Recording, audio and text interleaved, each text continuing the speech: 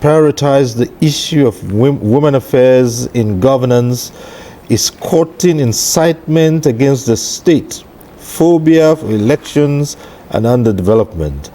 As it is in many parts of the globe, they are the majority voters, so factoring them in is a necessity. Absolutely. All right.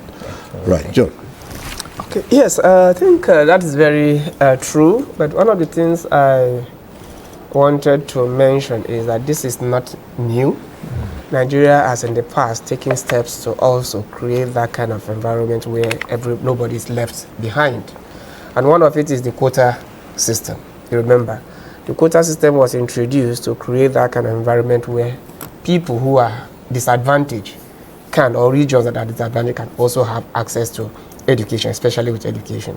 And that is why the JAMB cutoff points is varied across locations, so that at least people from other disadvantaged, they can also But again, you would also know that that has also been abused. Yeah. Abuse is one issue, but the thinking and the principle is what we're talking about. Exactly. It is to deal, we shouldn't talk about because they are abused. Right, so the principle. Yeah, where I'm leading to is with the benefit of hindsight of such schemes meant to provide equal opportunities. The thought must be putting measures in place to ensure that I heard the comment about, well, some of the men who are well-to-do will now either place their wives in there or their daughters or their relations. I will come to that. There are strategic issues and there are also operational issues. Constitutional amendment is focused on the strategic issues. And that is why when I'm engaging with the advocate, I said, yes, let's first of all get the amendment. All right. Each political party and INEC will be meant to now put the operational framework in place. What is most important for me, whatever measure, whatever process of failures that we have, we'll continue to deal with. But what I'm expecting is that at the end of every electoral cycle, we'll have significant number of women in parliament. What we'll now be doing, like she said, every political party will ensure that they are bringing their best women forward. If party A the governor brings his girlfriend, there are other options across political parties for other people, but at the end of the day, 19 women, if there are 19 political parties, 19 women are contesting for that single seat.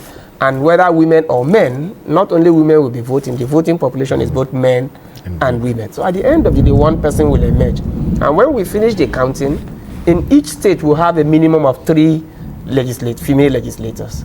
That is the barest minimum. But as we move on, as the practice continues, just like INEC, we have been supporting INEC to strengthen the electoral process. All those gaps will be addressed. But let's not, because of the fear of the challenge, throw the baby with the bathwater at this point. And I was also talking about the federal character principle. All these were measures that have been. So the special seat bill is nothing novel. It's one of the measures that this country is taking to deepen our democratic governance. And the advantages are so there.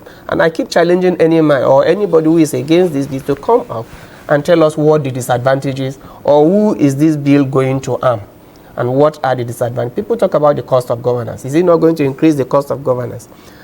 And I said, in a state where you have only 3 additional seats, and we're looking at a budget, it constitutes less than 0.1% of our national budget, addition to our national budget, which is almost insignificant compared to the advantages. So I don't see any downside, but all the benefits are out there for us to see.